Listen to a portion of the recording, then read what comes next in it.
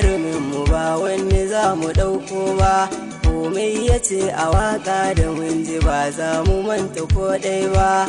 Idan na samu damar ganinsa ba ɓata lokaci zan ba, ni ban gano kamar shi ba na zaga duniya. Inda ya rera waƙa da kaji ka san bure ka ba wasa, da an taɓa ni raina ya ɓaci zanje na kunna waƙarsa. Jimirin jira na kiran da za na je har Kano ƙasar Hausa, wuri na rayuwata shine gure kai kira ni in amsa. Zama da shi ko daɗi gare shi dan na yaba da halinsa, inda akansa ne na yi nisa sunan sama na kan amsa. Tilas ku ganni tilas ku ganni ni yanzu gunsa zan dosa, babacin na fasa ko za a ce min na hukace kansa.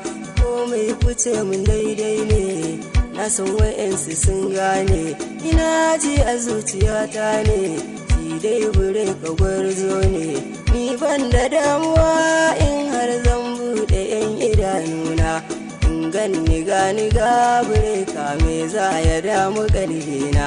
Yau za na yi amo tun da ya ce min na bashi sunana.